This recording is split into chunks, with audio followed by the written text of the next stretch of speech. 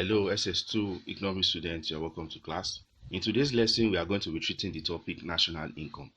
By the end of the lesson, you should be able to define national income. You should be able to explain the major concepts of national income. You should be able to explain the factors that determine the level of national income. You should be able to also explain the methods of calculating or accounting for national income. Let's go. Meaning of national income. National income refers to the totality of income produced by all factors of production in a country over a given period of time, which is usually a year. It refers to the final market prices of final goods and services produced in a country over a period of time, which is usually a year. Now, what are the major concepts of national income? There are several concepts of national income, but I'll stick to four. One, gross domestic product. The GDP, gross domestic product, refers to the total value of or the total value or the total market value of final goods and services produced in a country over a period of time. Now, this excludes net factor income from abroad, and our GDP is calculated as your X, your C plus I plus G plus X minus M, where C is private consumption expenditure, your I is private investment production, your G is government production, your X minus M is your net export. GMP.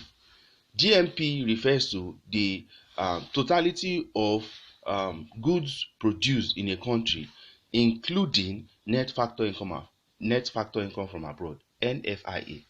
Now, your net factor income from abroad refers to the excess of income produced abroad minus income produced by foreigners in the country. That is the totality of income that is earned by nationals in other countries. When you subtract the income produced by foreigners in the country, what you have is the NFIA. Now, so your GMP is your GDP plus your NFIA. Then you have your NNP, net national product.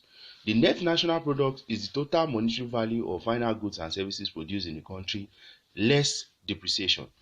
Remember that depreciation is wear and tear of fixed assets. So you have to take away depreciation or wear and tear of fixed assets in order to get your net national product. And lastly is your national income, NI. Your national income refers to the total monetary value of final goods and services produced in the country, or the total monetary value of income earned by all factors of production in a year. Your national income equals your net national product plus net indirect business taxes. Your national product includes your national income includes your NNP minus net indirect business taxes. So you have to remove your business taxes from your net national product in order to get your national income for the year. So those are the major concepts of national income. Let's go straight to factors that determine the size of a country's national income. One, availability of natural resources. If a country has enough natural resources, then its national income will be high because its productivity will increase. Number two is level of technology. Higher technology induces better production and better national income. Industrial development. Industrial development will boost productivity and also boost national income.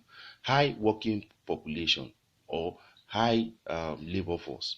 If a country has enough people that are capable of working, then its national income will be high. Then economic situation. If an economy is relatively stable, then national income is going to be high.